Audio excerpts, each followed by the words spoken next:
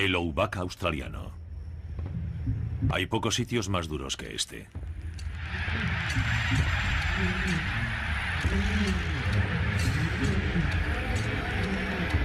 Pero en medio de esta desolación, miles de cacatúas vuelan juntas en una bandada escandalosa y atrevida. No se limitan a sobrevivir, prosperan.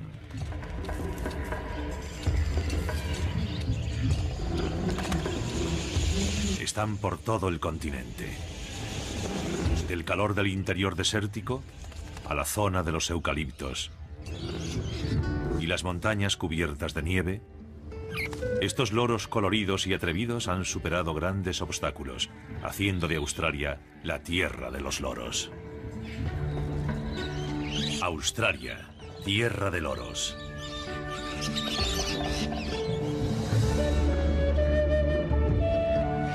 Antes de que Australia tuviese desiertos, los bosques tropicales cubrían el continente. Hoy solo quedan unas cuantas zonas verdes.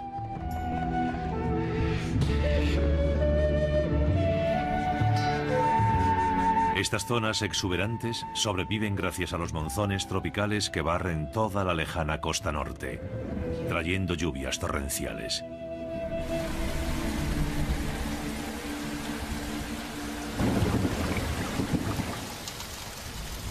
En estos bosques, una variada colección de loros desarrolló picos hábiles y patas diestras para conseguir el rico botín de semillas y frutas.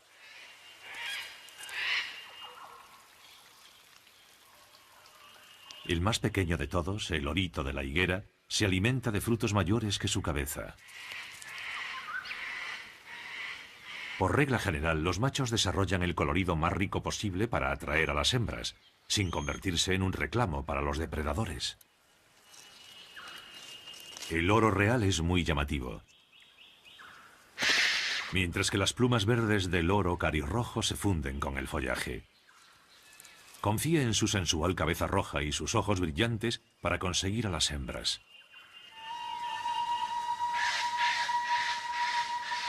Pero uno de los pájaros más asombrosos del mundo es el loro eclecto, porque rompe prácticamente todas las reglas de las normas de la evolución.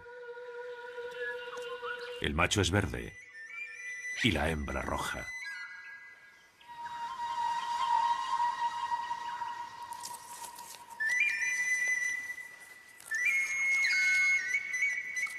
Son tan diferentes que durante mucho tiempo se pensó que debían de ser especies distintas.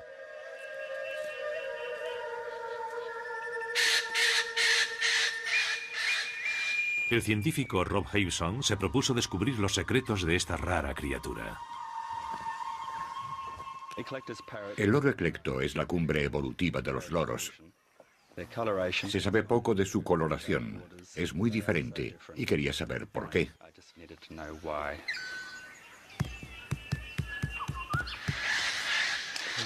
Muy bien.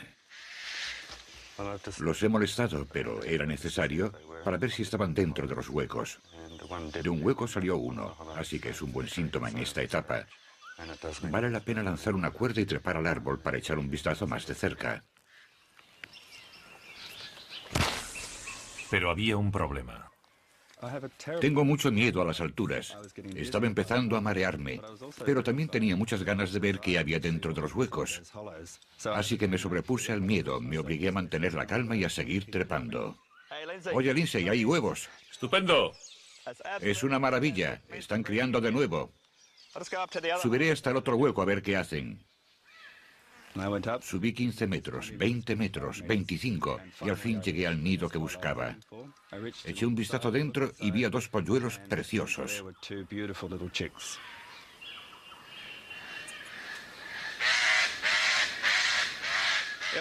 Aquí hay dos polluelos. Son preciosos. Desde hace 8 años, Rob estudia a la hembra y a todos los polluelos que ha tenido en este hueco. Los mide, los marca y controla su crecimiento.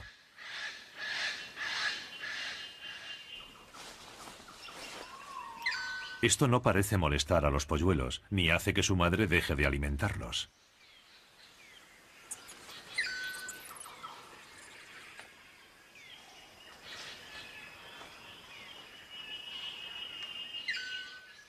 La madre es nuestra favorita, una gran reproductora, y ha hecho lo típico en ella, dar vida a polluelos sanos como este. Tienen un buen comienzo para su larga vida en el bosque.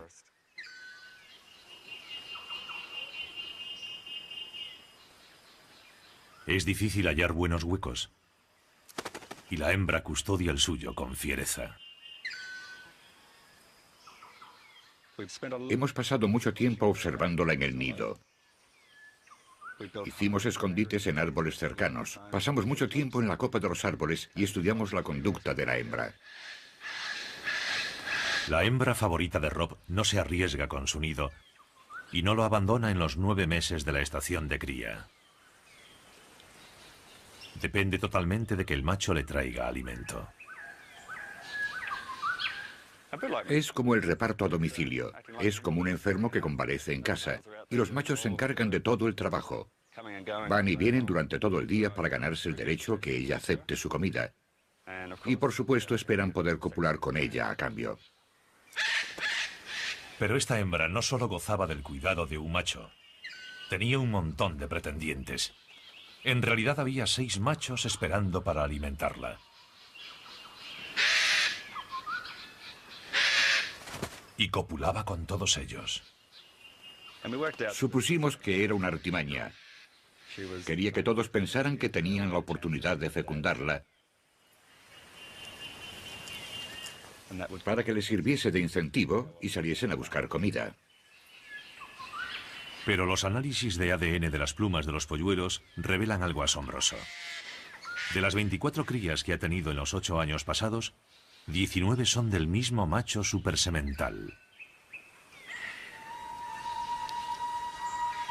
Para completar sus datos, Rob quería saber hasta dónde iban los machos en busca de alimento.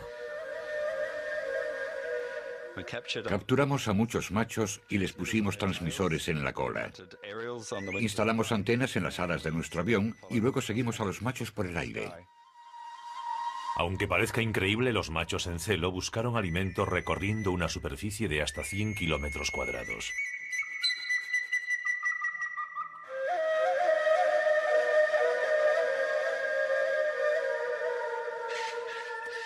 También descubrimos que ese macho atendía a más de una hembra, y algunos machos tenían 3 o 4 hembras a las que visitaban y alimentaban y con las que copulaban.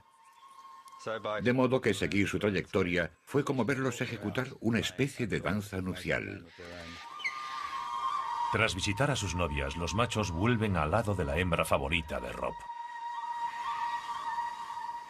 Los machos suelen volar al nido al mismo tiempo, y cuando se juntan se monta bastante barullo.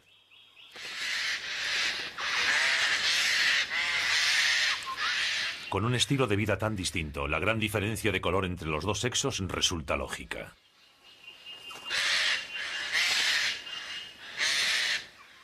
El verde del macho es muy importante para que pueda camuflarse mientras recorre la zona en busca de comida en los árboles. Creemos que los machos usan el rojo bajo sus alas para atraer la atención de la hembra. Por el contrario, el rojo de la hembra tiene como fin enviar un mensaje a distancia. Es como una señal luminosa que les dice a las demás aves, sobre todo a las hembras: alejaos, este hueco está ocupado, no os acerquéis, porque os daré una tunda. Ningún otro pájaro del mundo se aparea de este modo. Es una táctica sexual perfeccionada durante muchísimo tiempo en estos bosques antiguos. Mientras los eclectos hacían sus cosas en otras partes del continente, los cambios drásticos dieron lugar a toda una nueva variedad de loros. Hace millones de años, casi todos los bosques tropicales australianos se secaron gradualmente y se convirtieron en bosques ralos. Muchos loros consiguieron adaptarse a las nuevas y rigurosas condiciones.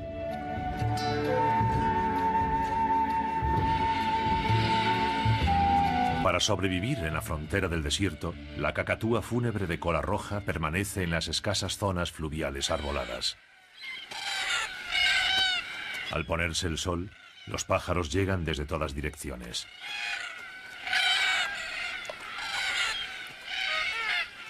Siendo escasos los huecos de cría, la mayoría de estas cacatúas no tiene pareja. Esta zona fluvial es su lugar de encuentro y la noche pronto se transforma en una reunión bulliciosa. Las aves jóvenes coquetean exhibiendo los colores de su cola y levantando la cresta. Estas extravagantes crestas eréctiles son las que distinguen a las cacatúas de los demás loros.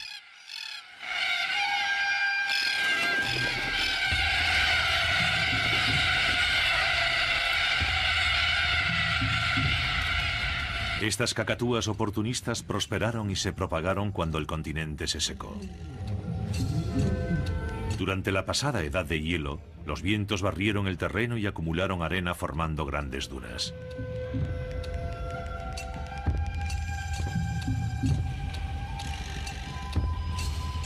El pasto y los arbustos se extendieron por el desierto produciendo abundancia de semillas.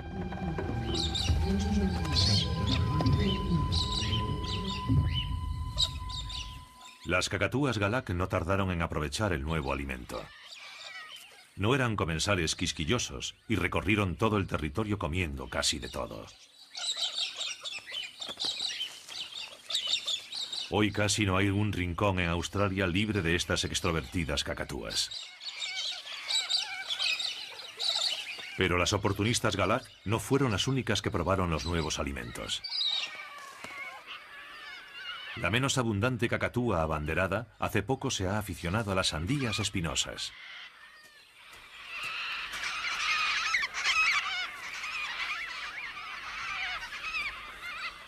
Estos pájaros curiosos manipulan hábilmente el fruto con las patas para acceder a su interior. Su nuevo alimento llegó como parte de un buffet exótico.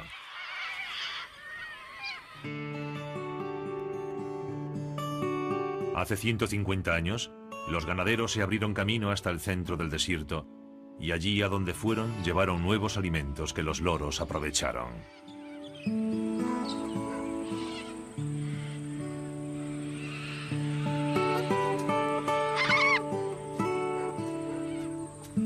Las sandías espinosas empezaron a cultivarse para alimentar a los camellos de los mercaderes afganos que recorrían el Oubak abasteciendo a las fincas aisladas. Era una vida dura para los primeros pioneros. Y las sequías frecuentes hacían difícil ganarse la vida. Sumándose a los problemas de los agricultores, las cacatúas pronto adivinaron que donde había ganado,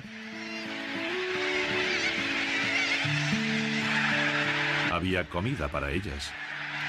Toda esa comida rápida gratis hizo la vida muy cómoda para generaciones de cacatúas y su número se disparó.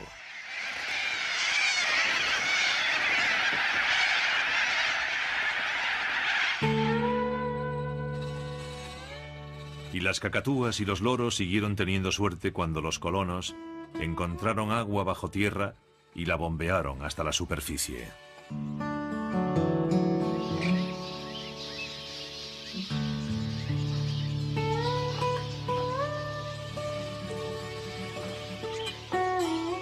Los pozos artesanos contribuyeron a que los loros se propagasen y sobreviviesen donde antes no habían podido. Loros de cuello anillado, periquitos,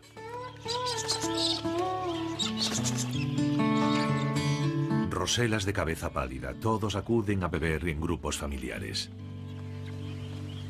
Los pericos variados pueden vivir en zonas sin agua, pero en el Oubak nadie rechaza una bebida gratis.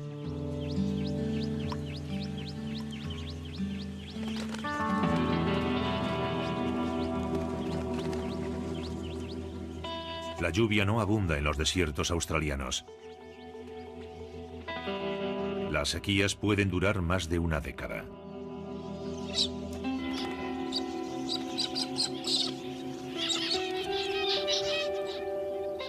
Los pozos se convierten en lodazales.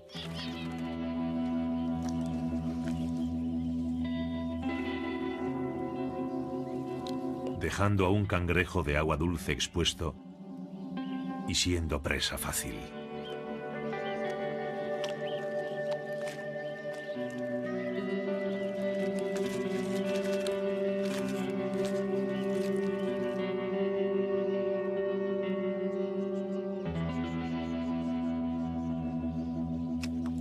La fauna se ha adaptado para sobrevivir en las épocas cuando los ríos se reducen a charcos. Y los embalses se transforman en vacías superficies cuarteadas.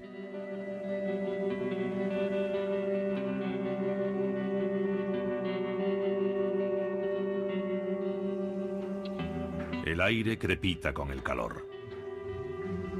Las cosechas son barridas de la tierra.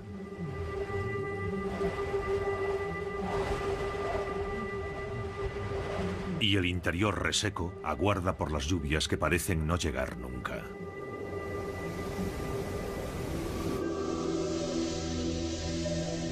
El primer síntoma de que la sequía quizás termine puede ser un calentamiento del Océano Pacífico Occidental. Los ciclones se forman al absorber calor y humedad del mar, mientras el viento avanza hacia el litoral.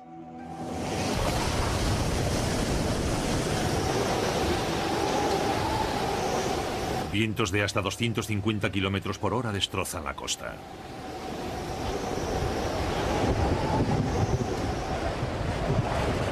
Cuando el ciclón enfila tierra adentro, se debilita y se transforma en una enorme borrasca. El diluvio baña miles de kilómetros del centro del continente.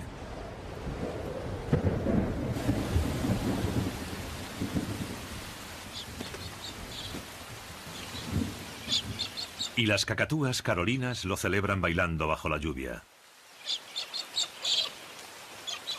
En pocas horas, todos los lechos fluviales se llenan de agua vivificante.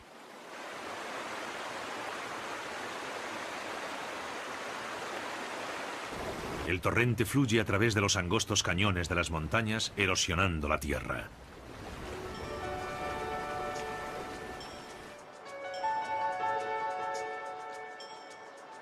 Franjas llenas de vida serpentean por todo el continente hacia el centro agostado.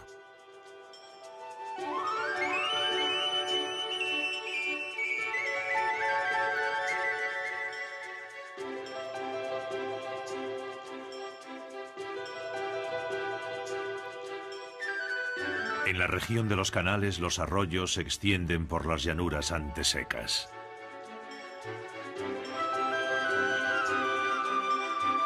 Y durante un breve periodo, el desierto recibe el beso de la vida.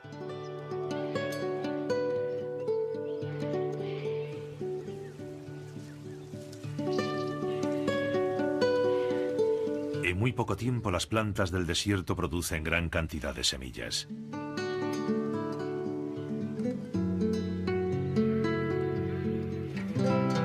Las aves acuáticas intuyen la transformación y recorren grandes distancias.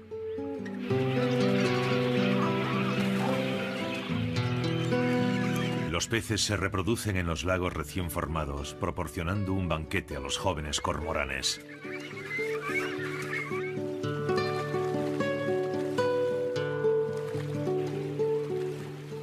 Las grullas rojas llegan en busca de raíces de juncia.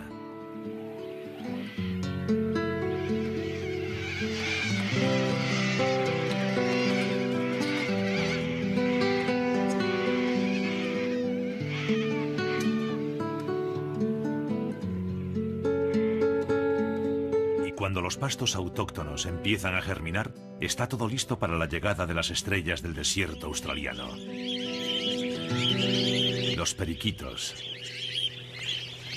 Nosotros los tenemos en jaulas, pero en su medio los periquitos recorren el vasto Outback. Cuando llueve, las bandadas acuden desde todas partes. Nadie sabe cómo se orientan. Tal vez oyen los sonidos de baja frecuencia de las tormentas a miles de kilómetros de distancia.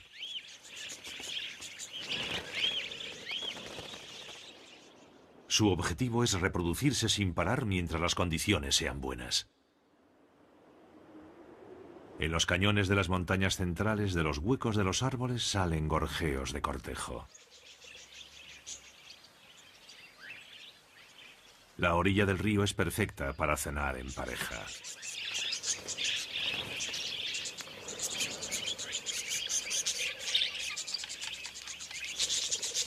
Durante el ritual de cortejo, los machos tienen que camuflarse mientras comen en el suelo, pero también deben mostrar valor para impresionar a las hembras.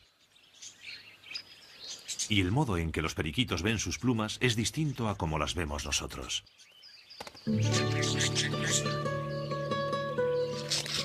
Nosotros captamos los colores rojo, verde y azul, pero ellos tienen una cuarta célula en el ojo que les permite la visión ultravioleta. Cuando los rayos ultravioleta inciden en alguna parte del plumaje del periquito, las plumas despiden brillo. Seguramente la hembra elegirá al macho más atractivo y de plumaje más brillante.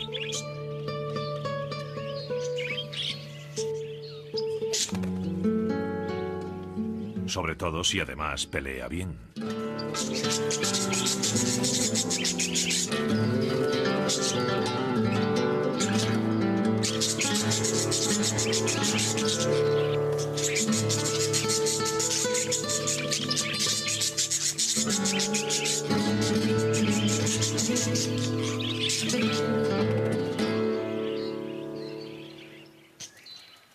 Despachado el rival, el macho ya puede pasar a la compleja tarea de conquistar a la hembra.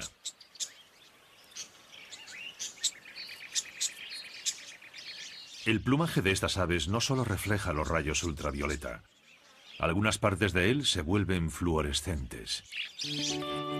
En concreto, el cuello y la cabeza.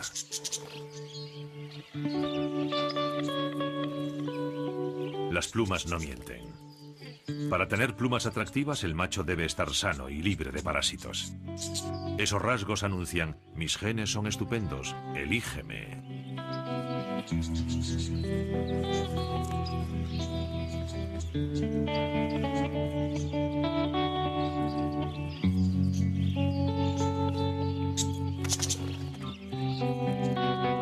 Y si la hembra lo acepta, el macho la alimenta regurgitándole comida en la boca.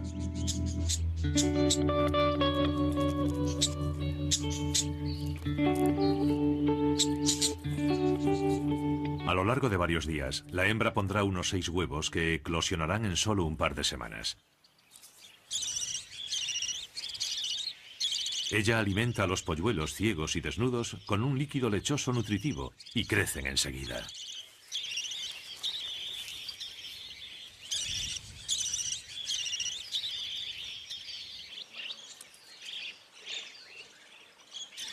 En menos de 12 días le salen las plumas de las alas.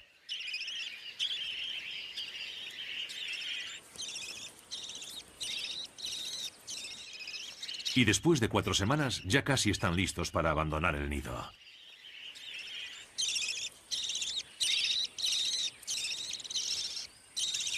Es increíble, pero estos polluelos ya podrán reproducirse a los 60 días de haber nacido. Es un crecimiento muy rápido para sacar a los polluelos del nido mientras el tiempo es bueno.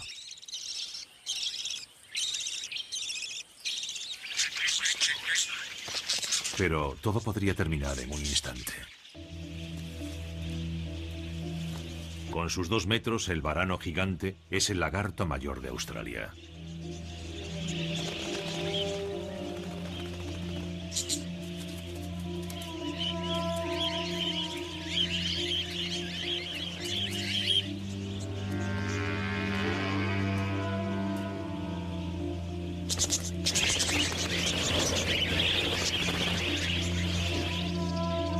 Depredador incansable, recorre grandes distancias en busca de alimento.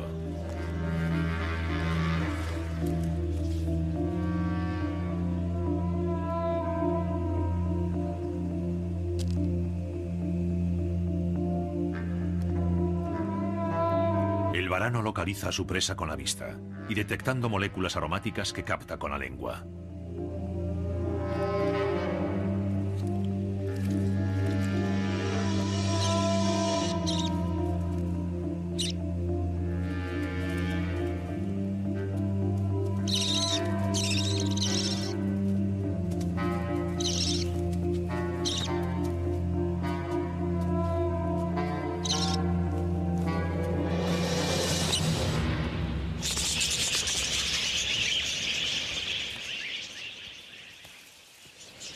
En el aire no son tan vulnerables.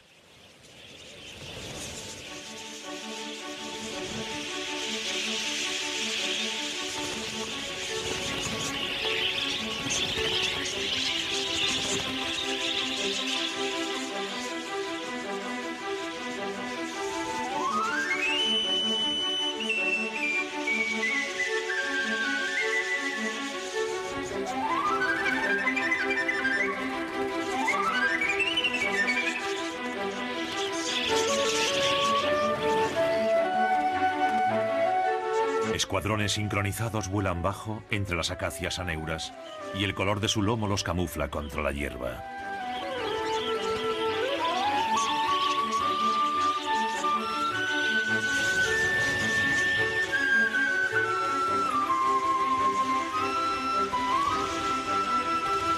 A donde van los periquitos, los siguen las aves de presa.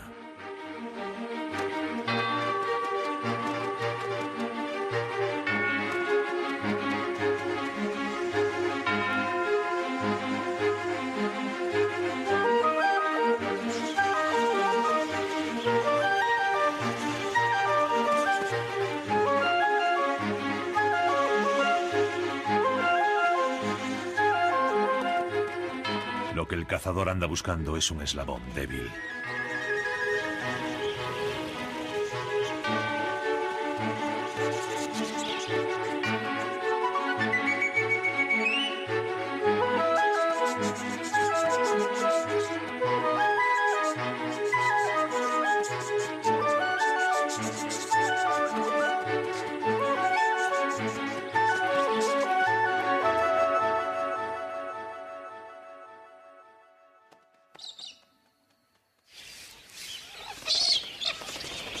Pero no todo es vida y muerte para los loros australianos. Las Galak parecen tener mucho tiempo para jugar.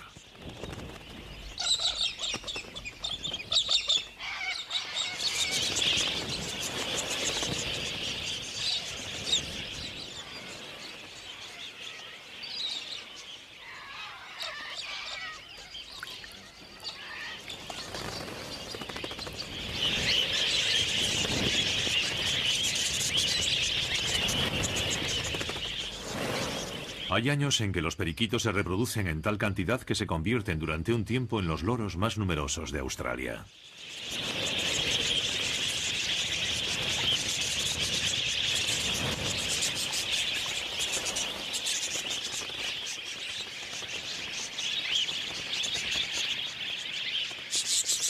Los relatos de los primeros colonos hablan de bandadas tan grandes que oscurecían el cielo.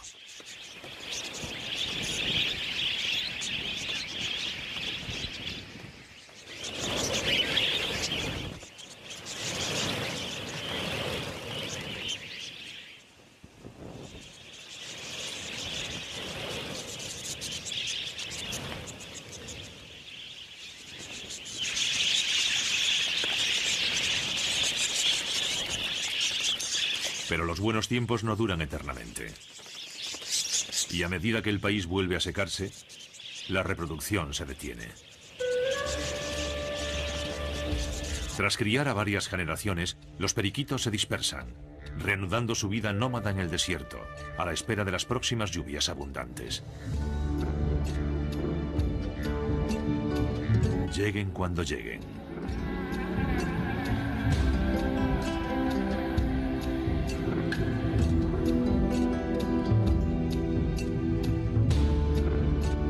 Al contrario que las imprevisibles sequías del interior, las estaciones en la zona sur de Australia son mucho más regulares. En invierno, ráfagas de aire frío antártico traen la nieve a las montañas más altas del país.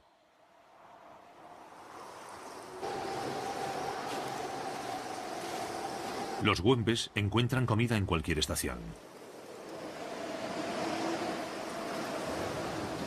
Pero no hace buen tiempo para los loros. Hay uno que consigue sobrevivir por encima de la nieve. La rosela verde come bayas alpinas en plena ventisca invernal.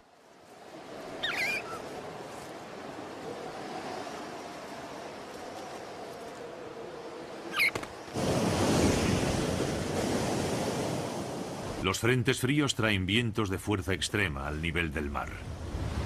Estupendos para los surfistas, pero peligrosos para casi todo lo demás.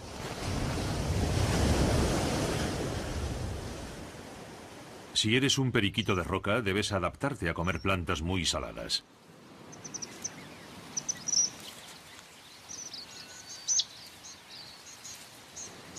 Vivir en esta zona salada no es nada fácil, pero estos fuertes animales son muy luchadores.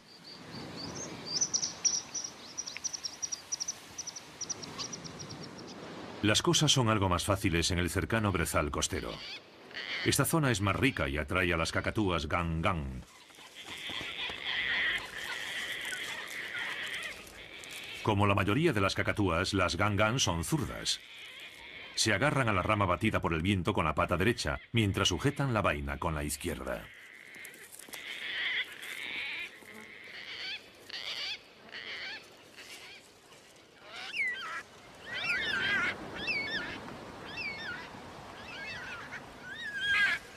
Las cacatúas fúnebres de cola amarilla también prefieren usar la pata izquierda para manipular las piñas llenas de semillas de las banksias. Es una operación compleja que requiere fuerza bruta para romper el exterior duro y también delicadeza para extraer y pelar las semillas del interior.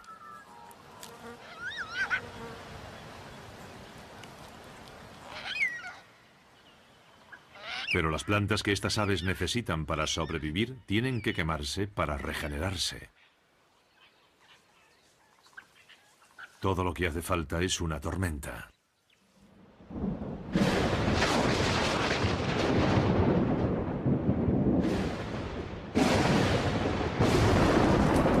Y la vegetación australiana arde con ferocidad increíble. Los frutos de la banksia necesitan mucho calor para liberar sus semillas. Las vainas de la jaquea se abren. Las cápsulas de eucalipto caen al suelo.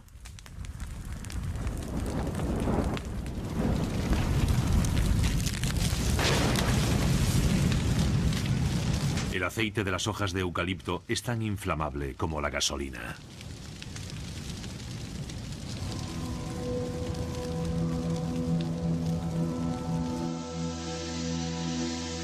Ningún otro continente arde de modo tan espectacular como Australia.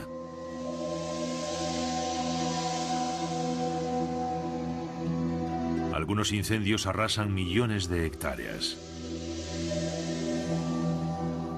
Pero a las pocas horas, los currawong ya están picoteando entre las cenizas. Y las roselas carmesíes que sobrevivieron al infierno se deleitan con las semillas tostadas de eucalipto.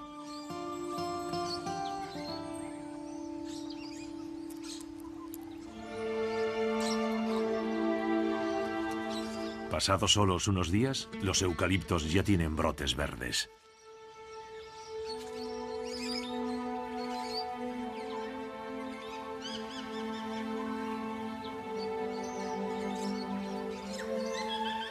En unos pocos años el bosque se recupera.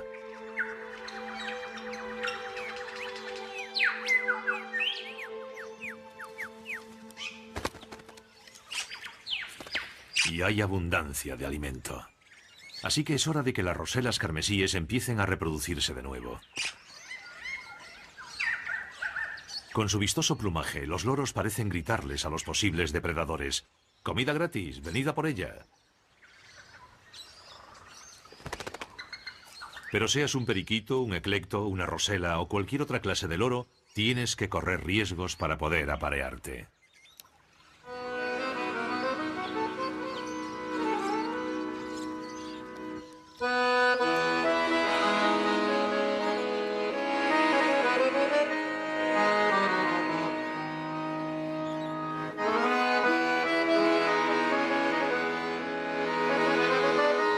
A veces el color también sirve como defensa. Estos pájaros llamativos en realidad están bien camuflados gracias a su forma de hoja y su lomo verde.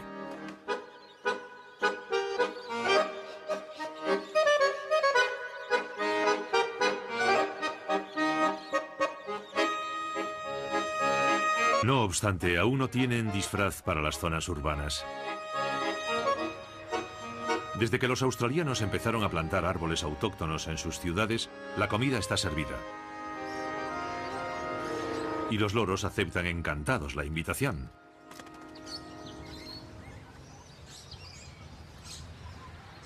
Algunos abusan de la hospitalidad.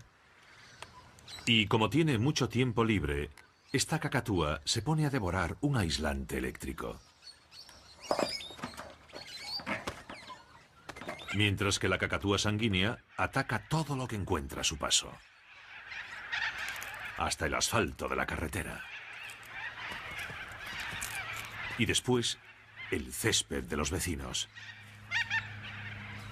Pero estos destrozos son poca cosa, comparado con lo que les hacen a los agricultores. Y a las cacatúas les encantan las nuevas técnicas de cosechado.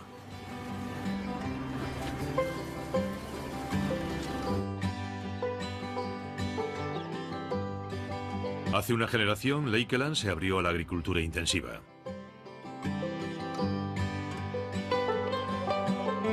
Era un lugar idóneo para el maíz y los cacahuetes. Y cuando las cosechas crecieron, llegaron las cacatúas galerita.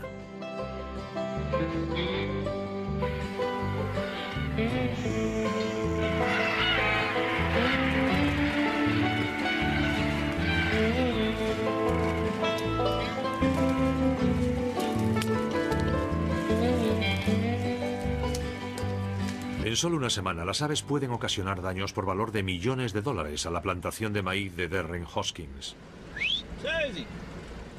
Con los años su número ha aumentado mucho. El principal motivo es que en su hábitat natural no tienen mucha cantidad de alimento todo el año, mientras que en el valle, aquí en Lakeland, incluso en la época más seca, en agosto-septiembre, cuando la sequía es mayor, aún hay restos de cosecha en el suelo y las aves siempre tienen alimento. Así que pueden reproducirse los 12 meses del año sin problema y tienen comida y agua a su disposición. Para ellas esto es un paraíso. Cuando han acabado con el maíz, las cacatúas se dirigen a los campos de cacahuetes donde destrozan las balas de heno.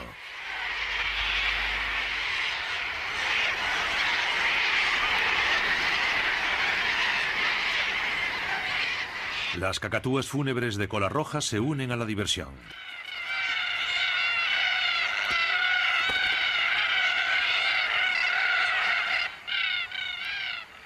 ¿Pero qué hacen los agricultores para controlarlas? Lo que hacemos es pasar con el coche y hacer disparos con un rifle potente. El simple ruido ya las asusta. Y también tocamos el claxon. Pero durante 2 o 3 meses tenemos que estar continuamente encima de ellas. Lo único que haces es ir con el coche persiguiendo a las cacatúas de finca en finca hasta que el sol pega duro. Al hacer calor para ellas, se refugian en los árboles. Después vuelven y se ponen a comer otra vez. Y nosotros tenemos que volver a perseguirlas. Es muy molesto.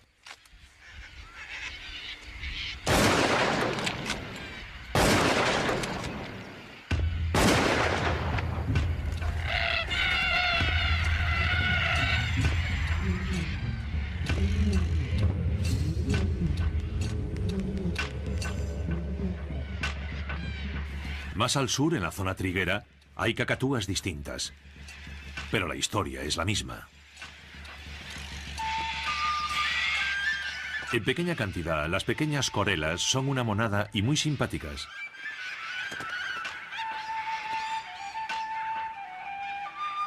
Pero cuando bandadas de hasta 30.000 ejemplares atacan una cosecha, se comprende que los agricultores puedan enfadarse. El grano se almacena en silos enormes y se protege con lona gruesa. Pero la lona no resiste sus picos afilados.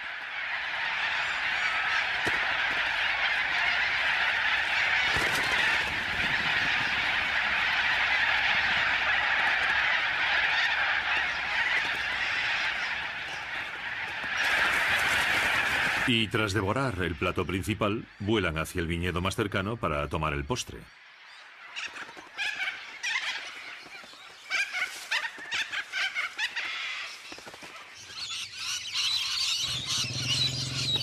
Para los agricultores de lichis, el oro arcoíris es el enemigo. Estos agricultores se pasan todo el día guardando su huerto para mantener a los pájaros a raya.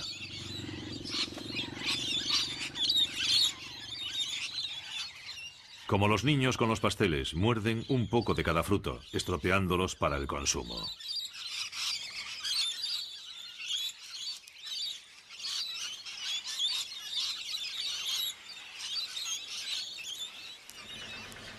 El agricultor debe darse prisa para recoger la fruta antes que las aves.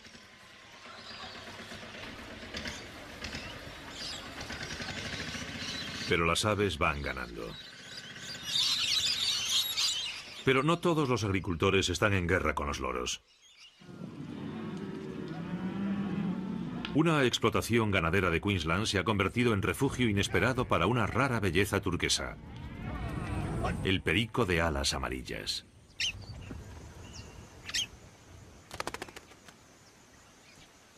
En el siglo pasado, los criadores de aves atrapaban a estos preciados loros y expoliaban sus nidos.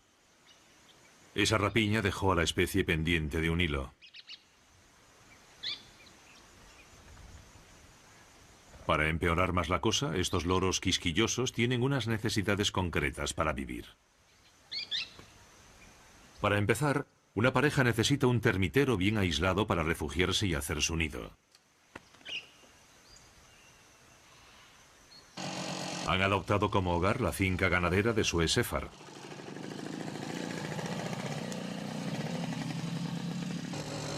Y desde hace 30 años, cuando llega la época de cría, Sue recorre cientos de kilómetros mirando si hay polluelos en los termiteros.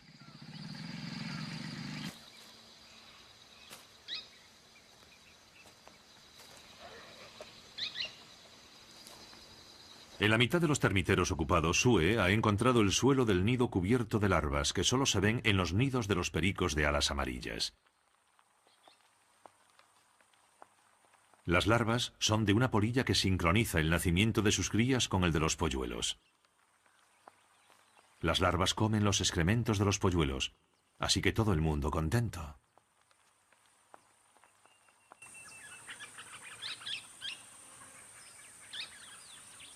Mientras tanto, los padres de los polluelos salen juntos a buscar alimento. Cuando regresan, el padre vuela hasta el termitero para ver si todo está en orden.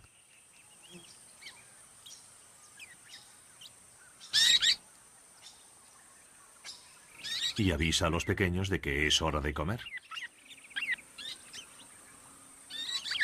Monta guardia mientras la hembra baja a alimentar a los polluelos.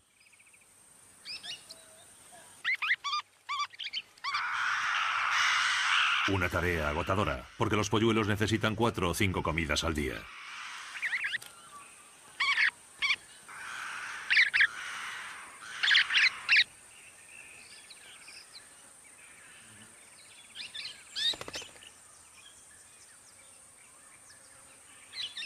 La misión del padre es hacer que los polluelos de 5 semanas dejen el nido acogedor y salgan al gran mundo lleno de peligros.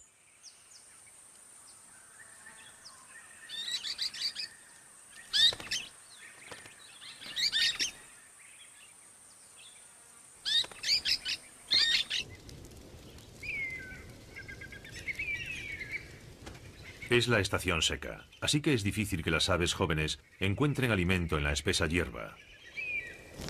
De modo que Sue ayuda a la naturaleza quemando la maleza y dejando a la vista el alimento.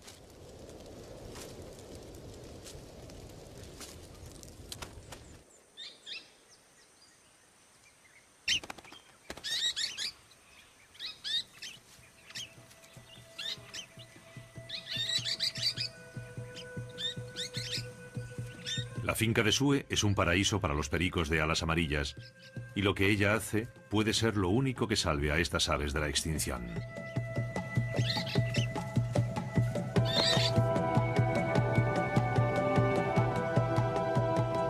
Todavía más al norte, en los bosques remotos de la península del Cabo York, hay un loro que intriga a los científicos desde hace un siglo.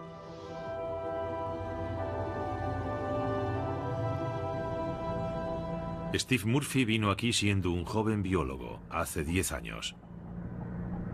Su objetivo era desvelar los secretos de la cacatúa más espectacular del mundo, la cacatúa de las Palmas.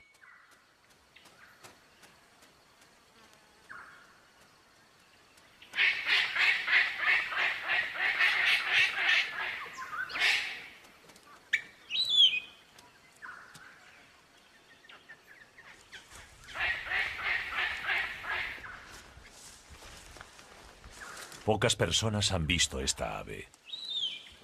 Fíjense, ahí viene. La cacatúa de las Palmas surgió hace decenas de millones de años, cuando Australia estaba cubierta de bosques tropicales. Es la abuela de todas las cacatúas. Poco se sabía de este pájaro misterioso hasta que Steve Murphy empezó a estudiarlo.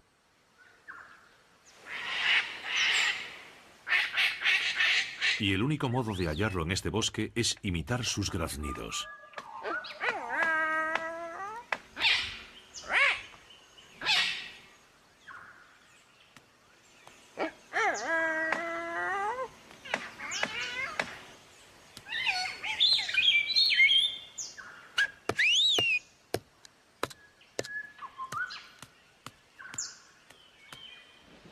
Un amplio repertorio de graznidos les permite comunicarse. El graznido de saludo es uno de ellos. Parece como si le dijesen hola a su pareja o a las cacatúas vecinas. Al contrario que otras cacatúas, las de Las Palmas no viven en grupos. Buscan una pareja y se pasan con ella toda la vida. Y pueden vivir hasta 90 años. Una cacatúa en cautividad tuvo su primer polluelo a los 54 años.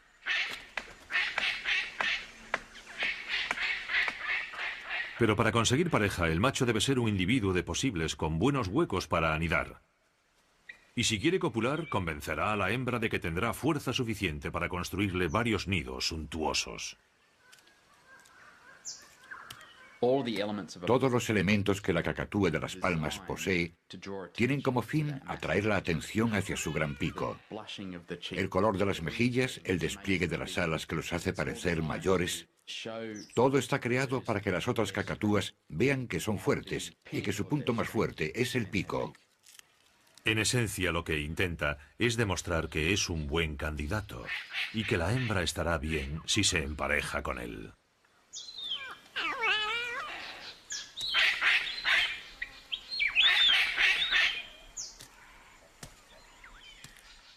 Se reúnen por la mañana y por la tarde en los huecos de los árboles.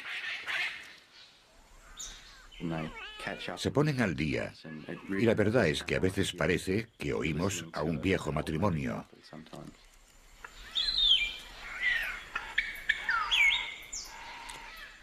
Y no es la única similitud.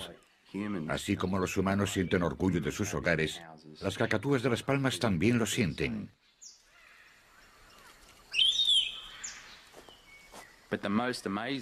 Pero su conducta más curiosa es cuando los machos regresan al nido con un palito y golpean con él en un lateral del nido. Quizás porque las cacatúas de Las Palmas son tan longevas, tienen tiempo para aprender mucho. Ya que es poco corriente ver a un animal usando una herramienta de forma tan deliberada. Creo que es muy probable que la hembra, al ver esta conducta, sepa algo sobre el macho o sobre el nido en el que golpea.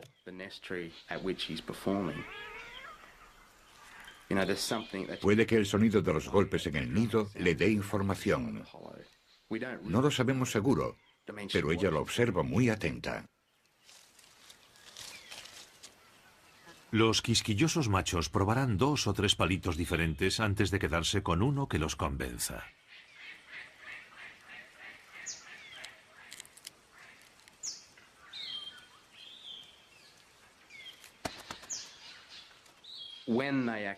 Cuando dan los golpes contra el nido, parecen hacerlo con ritmo.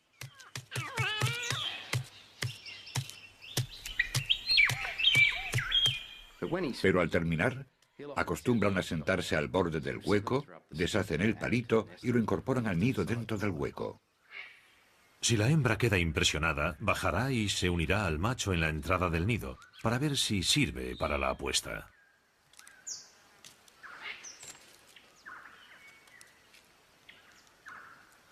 Aprobado el hueco, ya pueden salir en busca de alimento.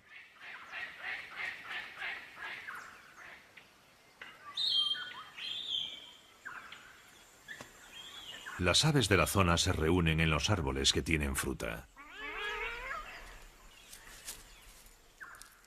El robusto pico de las cacatúas de Las Palmas, que es el mayor de todas las cacatúas, les permite comer alimentos a los que otras cacatúas y otros animales en general no tienen acceso.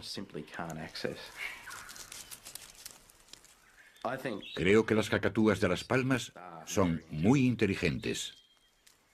Solo hay que observar a una pareja durante el cortejo o a un macho golpeando con un palito para comprender que son capaces de pensamientos complejos. Por supuesto, estas cacatúas de Las Palmas no son las únicas inteligentes. Todos los loros son listos. Mientras que la mayoría de las aves solo aprenden cuando son jóvenes, los loros siguen acumulando conocimientos durante toda la vida y se los transmiten a sus congéneres. Sumemos esa inteligencia a sus picos hábiles y sus dedos ágiles, y es como si los loros estuviesen preadaptados para este continente cambiante. Desde que la tierra se secó a la llegada de los europeos, estas aves llamativas han prosperado, haciendo de Australia la tierra de los loros.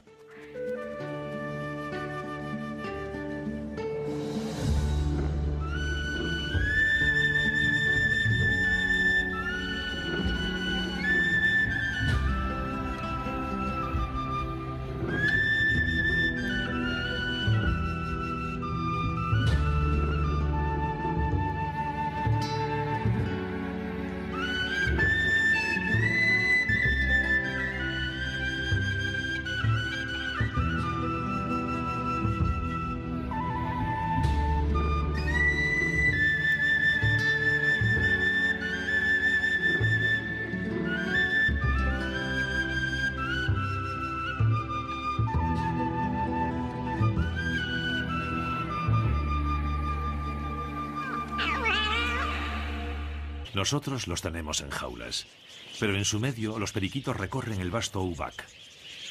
Cuando llueve, las bandadas acuden desde todas partes. Nadie sabe cómo se orientan. Tal vez oyen los sonidos de baja frecuencia de las tormentas a miles de kilómetros de distancia.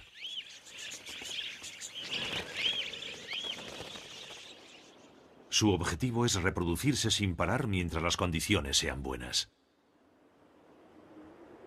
En los cañones de las montañas centrales, de los huecos de los árboles, salen gorjeos de cortejo. La orilla del río es perfecta para cenar en pareja.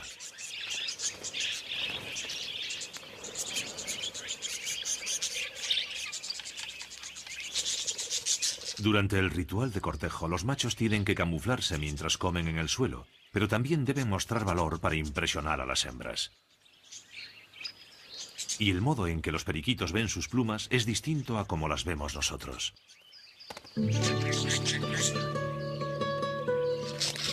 Nosotros captamos los colores rojo, verde y azul, pero ellos tienen una cuarta célula en el ojo que les permite la visión ultravioleta. Cuando los rayos ultravioleta inciden en alguna parte del plumaje del periquito, las plumas despiden brillo. Seguramente la hembra elegirá al macho más atractivo y de plumaje más brillante.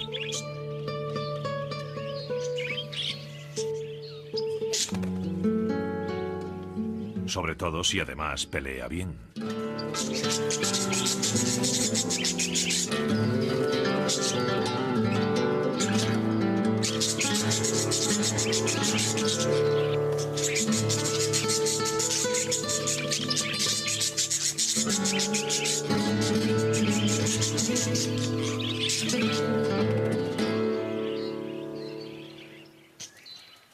Despachado el rival, el macho ya puede pasar a la compleja tarea de conquistar a la hembra.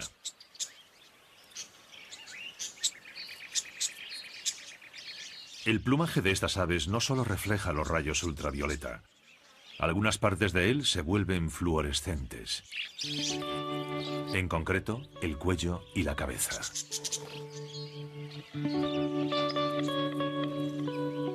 Las plumas no mienten. Para tener plumas atractivas, el macho debe estar sano y libre de parásitos. Esos rasgos anuncian: mis genes son estupendos, elígeme.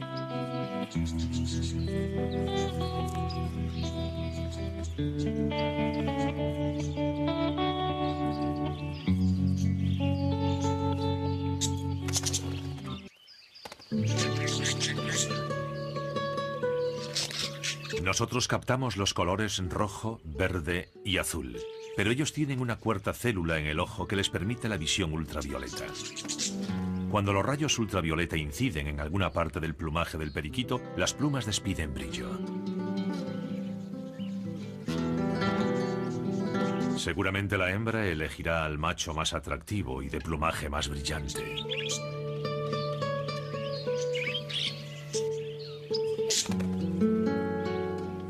Sobre todo si además pelea bien.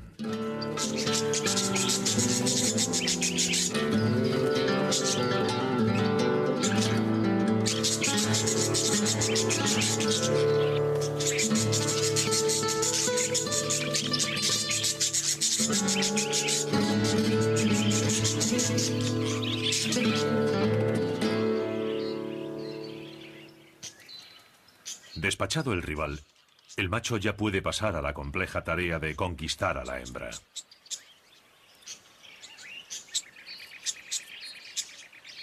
El plumaje de estas aves no solo refleja los rayos ultravioleta. Algunas partes de él se vuelven fluorescentes. En concreto, el cuello y la cabeza.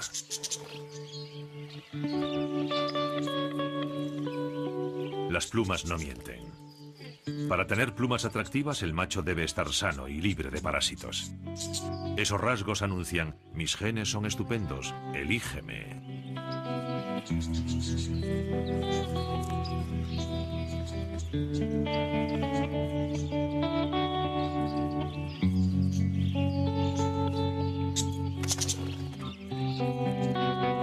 Y si la hembra lo acepta, el macho la alimenta regurgitándole comida en la boca.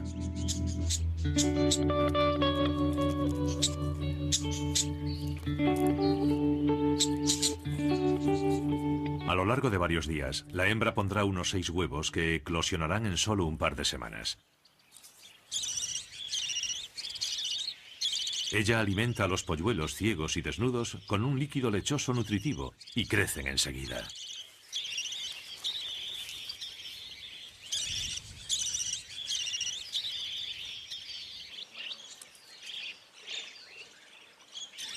En menos de 12 días le salen las plumas de las alas.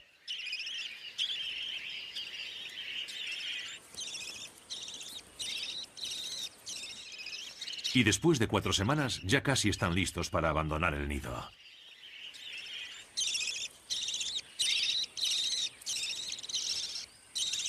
Es increíble, pero estos polluelos ya podrán reproducir.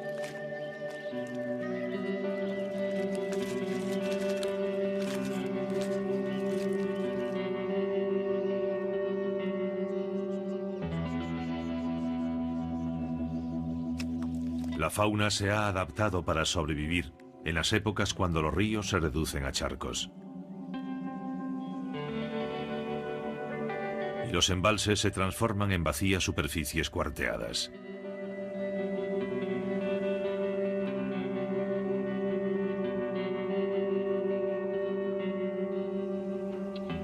El aire crepita con el calor. Las cosechas son barridas de la tierra.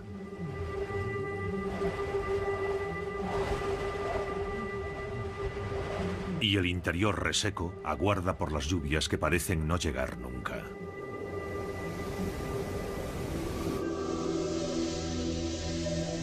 El primer síntoma de que la sequía quizás termine puede ser un calentamiento del Océano Pacífico Occidental. Los ciclones se forman al absorber calor y humedad del mar, mientras el viento avanza hacia el litoral.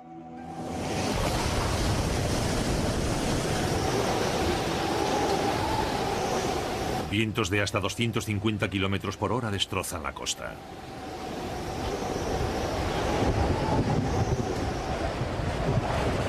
Cuando el ciclón enfila tierra adentro, se debilita y se transforma en una enorme borrasca.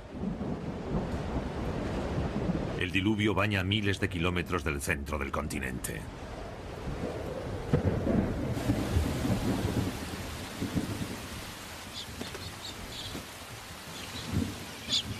Y las cacatúas carolinas lo celebran bailando bajo la lluvia. En pocas horas, todos los lechos fluviales se llenan de agua vivificante.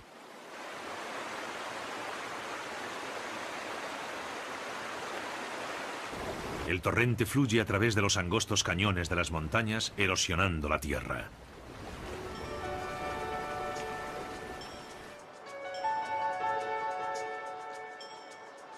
Franjas llenas de vida serpentean por todo el continente hacia el centro agostado.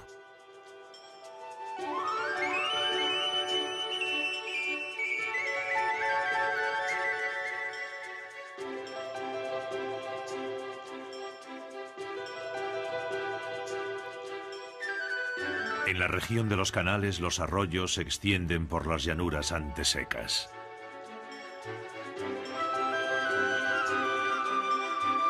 Y durante un breve periodo, el desierto recibe el beso de la vida.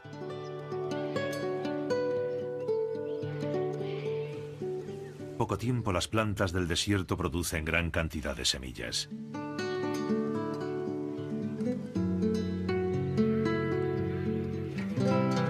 Las aves acuáticas intuyen la transformación y recorren grandes distancias.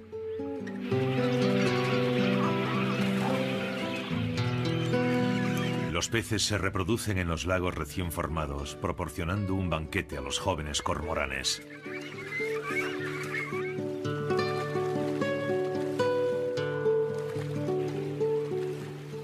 Las grullas rojas llegan en busca de raíces de juncia.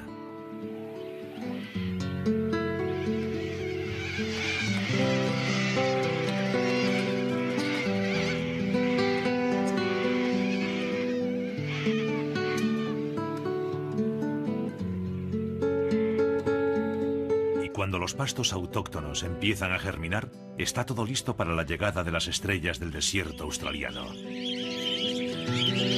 Los periquitos. Nosotros los tenemos en jaulas, pero en su medio los periquitos recorren el vasto Outback. Cuando llueve, las bandadas acuden desde todas partes. Nadie sabe cómo se orientan. Tal vez oyen los sonidos de baja frecuencia de las tormentas a miles de kilómetros de distancia.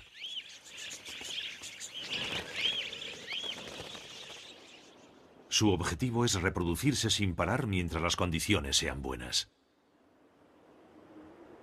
En los cañones de las montañas centrales, de los huecos de los árboles, salen gorjeos de cortejo. La orilla del río es perfecta para cenar en pareja.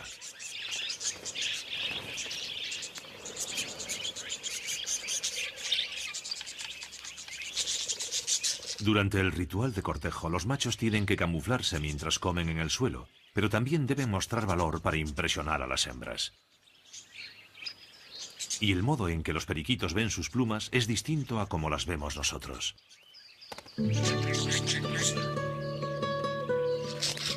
Nosotros captamos los colores rojo, verde y azul, pero ellos tienen una cuarta célula en el ojo que les permite la visión ultravioleta. Cuando los rayos ultravioleta inciden en alguna parte del plumaje del periquito, las plumas despiden brillo. Seguramente la hembra elegirá al macho más atractivo y de plumaje más brillante.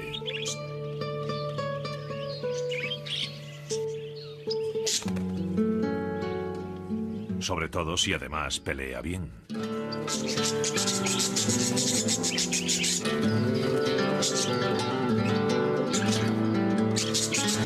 Y las montañas cubiertas de nieve.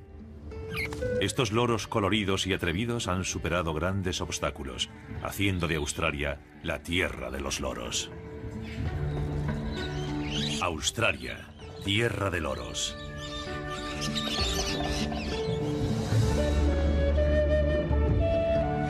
Antes de que Australia tuviese desiertos, los bosques tropicales cubrían el continente.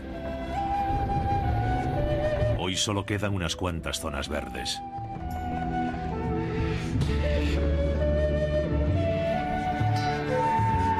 Estas zonas exuberantes sobreviven gracias a los monzones tropicales que barren toda la lejana costa norte, trayendo lluvias torrenciales.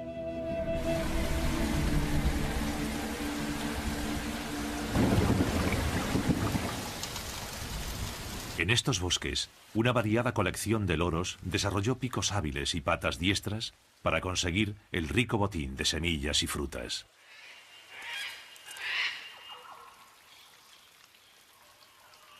El más pequeño de todos, el lorito de la higuera, se alimenta de frutos mayores que su cabeza. Por regla general, los machos desarrollan el colorido más rico posible para atraer a las hembras, sin convertirse en un reclamo para los depredadores. El loro real es muy llamativo, mientras que las plumas verdes del loro carirrojo se funden con el follaje. Confía en su sensual cabeza roja y sus ojos brillantes para conseguir a las hembras.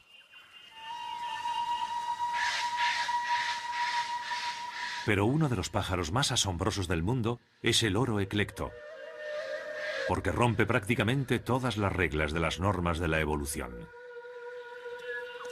El macho es verde y la hembra roja.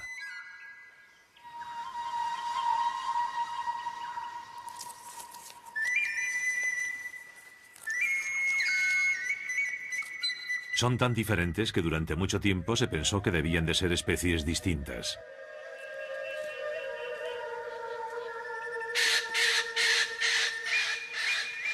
El científico Rob Haveson se propuso descubrir los secretos de esta rara criatura. El loro eclecto es la cumbre evolutiva de los loros. Se sabe poco de su coloración. Es muy diferente y quería saber por qué.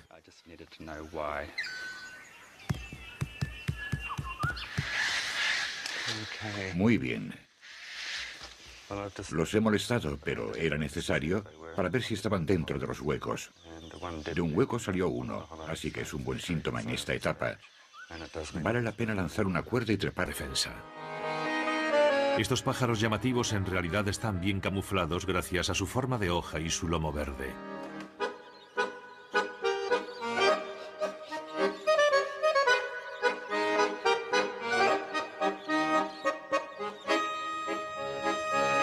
No obstante, aún no tienen disfraz para las zonas urbanas. Desde que los australianos empezaron a plantar árboles autóctonos en sus ciudades, la comida está servida. Y los loros aceptan encantados la invitación.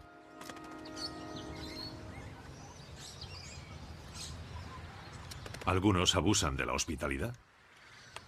Y como tiene mucho tiempo libre, esta cacatúa se pone a devorar un aislante eléctrico. Mientras que la cacatúa sanguínea ataca todo lo que encuentra a su paso. Hasta el asfalto de la carretera. Y después, el césped de los vecinos. Pero estos destrozos son poca cosa, comparado con lo que les hacen a los agricultores. Y a las cacatúas les encantan las nuevas técnicas de cosechado.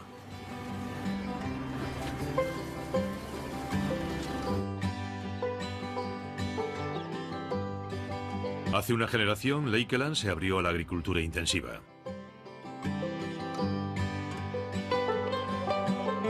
Era un lugar idóneo para el maíz y los cacahuetes. Y cuando las cosechas crecieron, llegaron las cacatúas galerita.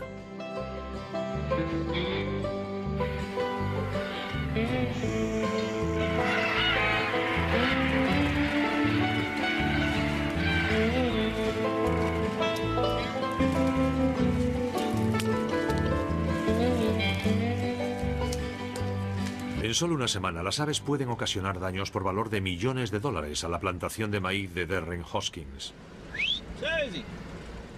Con los años su número ha aumentado mucho. El principal motivo es que en su hábitat natural no tienen mucha cantidad de alimento todo el año, mientras que en el valle, aquí en Lakeland, incluso en la época más seca, en agosto-septiembre, cuando la sequía es mayor, aún hay restos de cosecha en el suelo y las aves siempre tienen alimento. Así que pueden reproducirse los 12 meses del año sin problema y tienen comida y agua a su disposición. Para ellas esto es un paraíso. Cuando han acabado con el maíz, las cacatúas se dirigen a los campos de cacahuetes donde destrozan las balas de heno.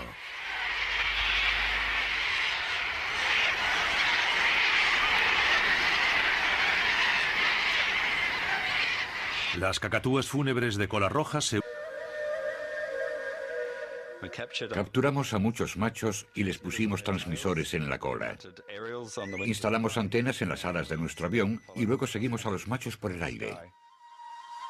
Aunque parezca increíble, los machos en celo buscaron alimento recorriendo una superficie de hasta 100 kilómetros cuadrados.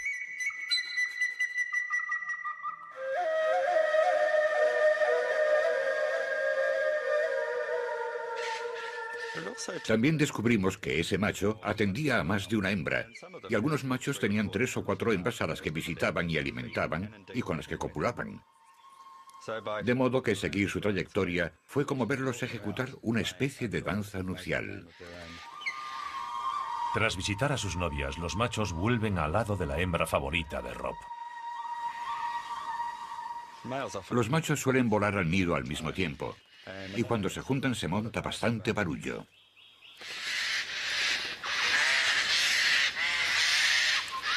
Con un estilo de vida tan distinto, la gran diferencia de color entre los dos sexos resulta lógica.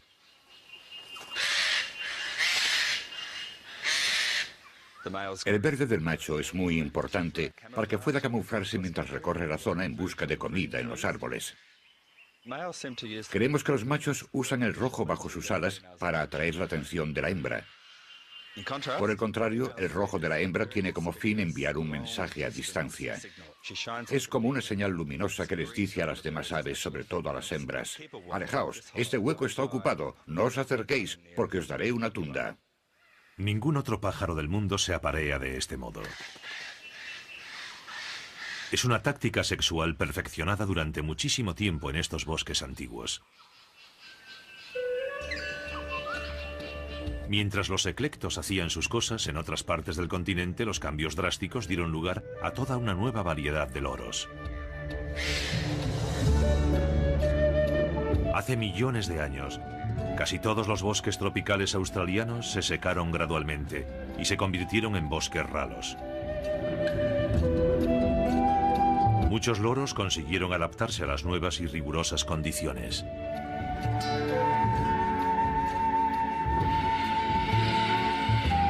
Para sobrevivir en la frontera del desierto, la cacatúa fúnebre de cola roja permanece en las escasas zonas fluviales arboladas. Al ponerse el sol, los pájaros llegan desde todas direcciones.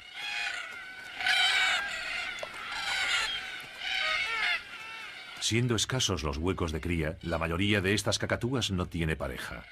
Esta zona fluvial es su lugar de encuentro, y la noche pronto se transforma en una reunión bulliciosa. Para conseguir pareja, el macho debe ser un individuo de posibles con buenos huecos para anidar. Y si quiere copular, convencerá a la hembra de que tendrá fuerza suficiente para construirle varios nidos suntuosos. Todos los elementos que la cacatúa de las palmas posee tienen como fin atraer la atención hacia su gran pico.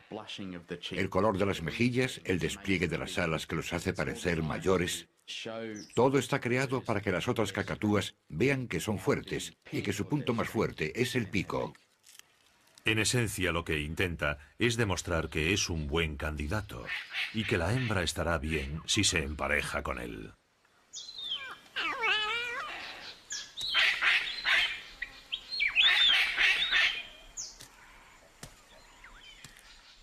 Se reúnen por la mañana y por la tarde en los huecos de los árboles. Se ponen al día, y la verdad es que a veces parece que oímos a un viejo matrimonio.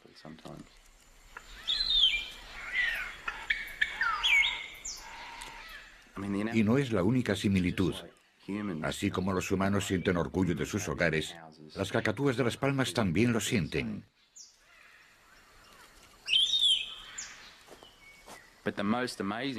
Pero su conducta más curiosa es cuando los machos regresan al nido con un palito y golpean con él en un lateral del nido.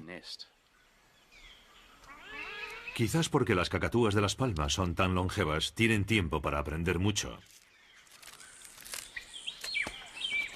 Ya que es poco corriente ver a un animal usando una herramienta de forma tan deliberada. Creo que es muy probable que la hembra, al ver esta conducta, sepa algo sobre el macho o sobre el nido en el que golpea.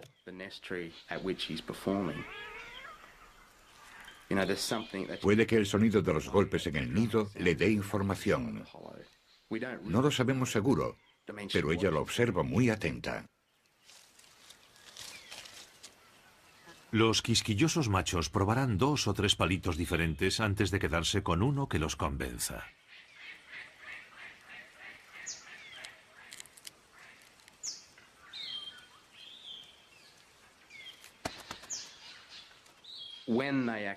Cuando dan los golpes contra el nido, parecen hacerlo con ritmo.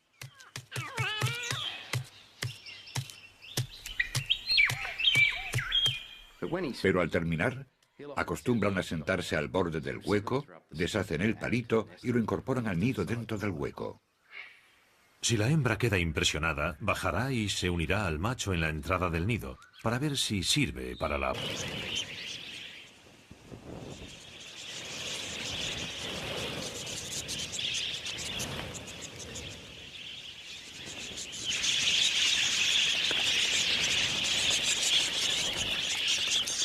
Pero los buenos tiempos no duran eternamente. Y a medida que el país vuelve a secarse, la reproducción se detiene. Tras criar a varias generaciones, los periquitos se dispersan, reanudando su vida nómada en el desierto, a la espera de las próximas lluvias abundantes. Lleguen cuando lleguen.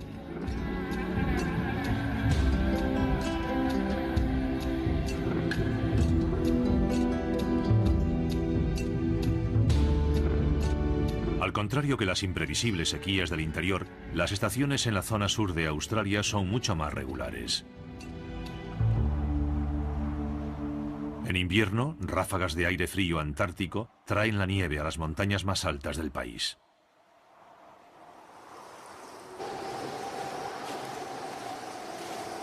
Los güembes encuentran comida en cualquier estación. Pero no hace buen tiempo para los loros. Hay uno que consigue sobrevivir por encima de la nieve. La rosela verde come bayas alpinas en plena ventisca invernal.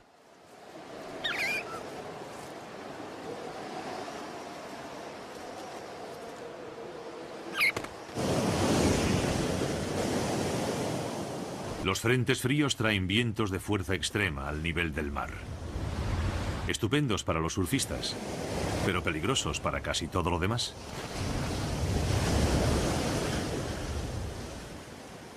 Si eres un periquito de roca, debes adaptarte a comer plantas muy saladas.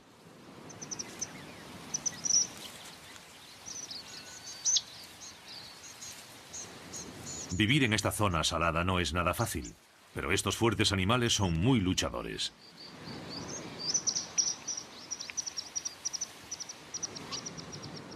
Las cosas son algo más fáciles en el cercano brezal costero.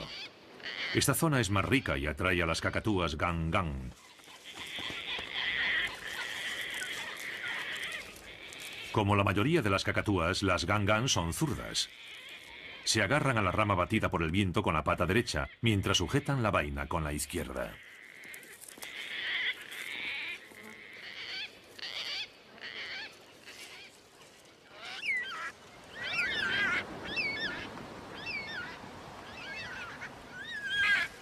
Las cacatúas fúnebres de cola amarilla también prefieren usar la pata de bandadas tan grandes que oscurecían el cielo.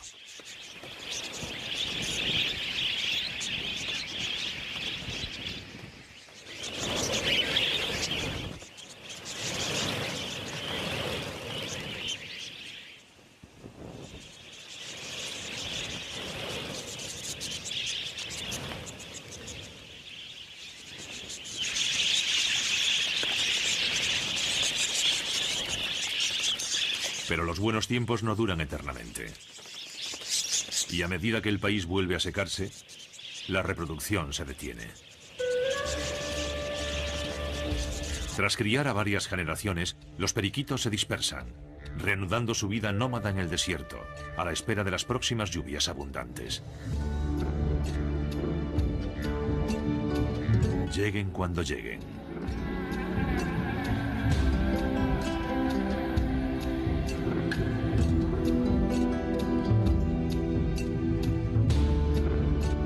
Al contrario que las imprevisibles sequías del interior, las estaciones en la zona sur de Australia son mucho más regulares. En invierno, ráfagas de aire frío antártico traen la nieve a las montañas más altas del país.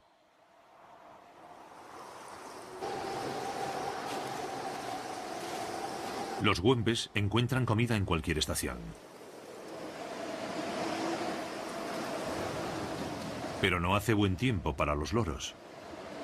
Hay uno que consigue sobrevivir por encima de la nieve. La rosela verde come bayas alpinas en plena ventisca invernal.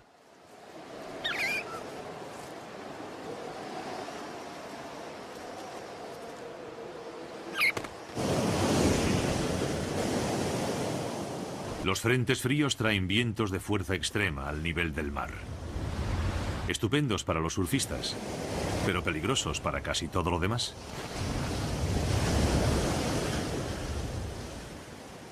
Si eres un periquito de roca, debes adaptarte a comer plantas muy saladas.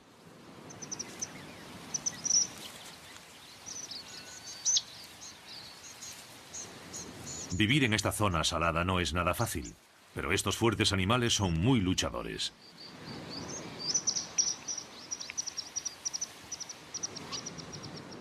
Las cosas son algo más fáciles en el cercano brezal costero. Esta zona es más rica y atrae a las cacatúas gang-gang. Como la mayoría de las cacatúas, las gang-gang son zurdas. Se agarran a la rama batida por el viento con la pata derecha, mientras sujetan la vaina con la izquierda. El principal motivo es que en su hábitat natural no tienen mucha cantidad de alimento todo el año. Mientras que en el valle, aquí en Lakeland, incluso en la época más seca, en agosto-septiembre, cuando la sequía es mayor, aún hay restos de cosecha en el suelo y las aves siempre tienen alimento. Así que pueden reproducirse los 12 meses del año sin problema y tienen comida y agua a su disposición. Para ellas esto es un paraíso. Cuando han acabado con el maíz, las cacatúas se dirigen a los campos de cacahuetes donde destrozan las balas de heno.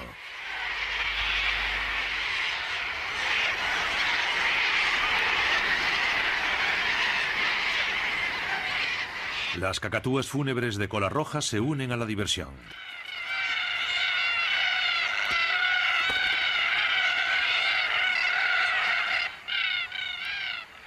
¿Pero qué hacen los agricultores para controlarlas? Lo que hacemos es pasar con el coche y hacer disparos con un rifle potente. El simple ruido ya las asusta. Y también tocamos el claxon. Pero durante 2 o 3 meses tenemos que estar continuamente encima de ellas. Lo único que haces es ir con el coche persiguiendo a las cacatúas de finca en finca hasta que el sol pega duro. Al hacer calor para ellas, se refugian en los árboles. Después vuelven y se ponen a comer otra vez. Y nosotros tenemos que volver a perseguirlas. Es muy molesto.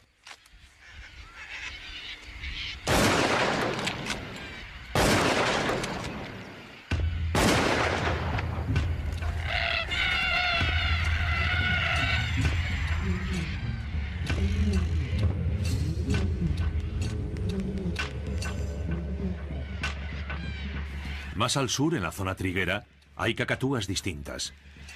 Pero la historia es la misma.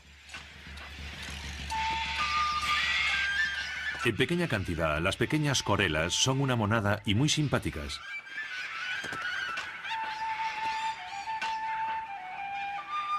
Pero cuando bandadas de hasta 30.000 ejemplares atacan una cosecha, se comprende que los agricultores puedan enfadarse.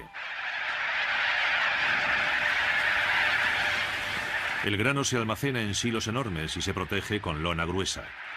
Pero la lona no resiste sus picos afilados.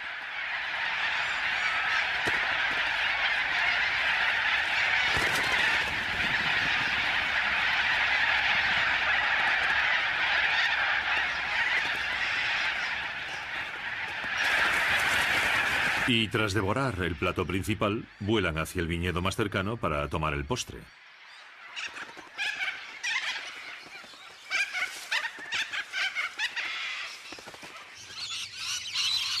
estar continuamente encima de ellas. Lo único que haces es ir con el coche persiguiendo a las cacatúas de finca en finca hasta que el sol pega duro. Al hacer calor para ellas, se refugian en los árboles. Después vuelven y se ponen a comer otra vez. Y nosotros tenemos que volver a perseguirlas. Es muy molesto.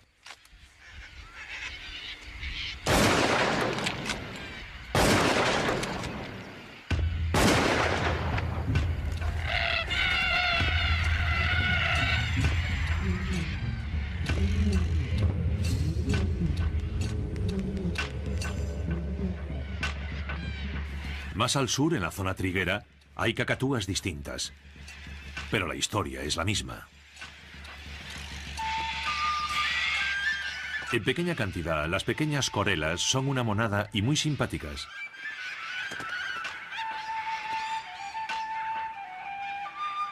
Pero cuando bandadas de hasta 30.000 ejemplares atacan una cosecha, se comprende que los agricultores puedan enfadarse. El grano se almacena en silos enormes y se protege con lona gruesa. Pero la lona no resiste sus picos afilados.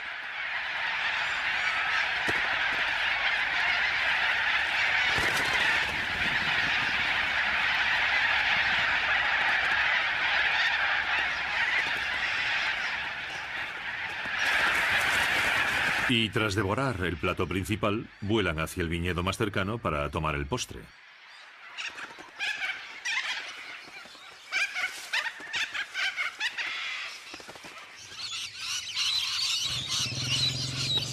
Para los agricultores de lichis, el oro arcoíris es el enemigo. Estos agricultores se pasan todo el día guardando su huerto para mantener a los pájaros a raya.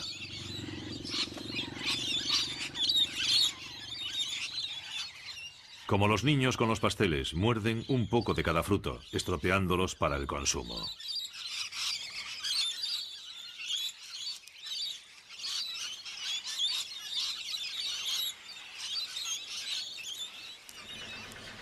El agricultor debe darse prisa para recoger la fruta antes que las aves.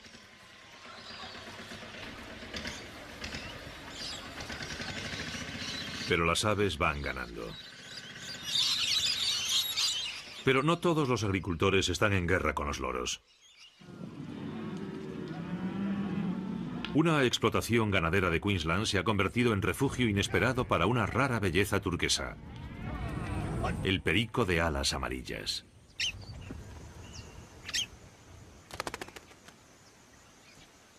En el siglo pasado, los criadores de aves atrapaban a estos preciados loros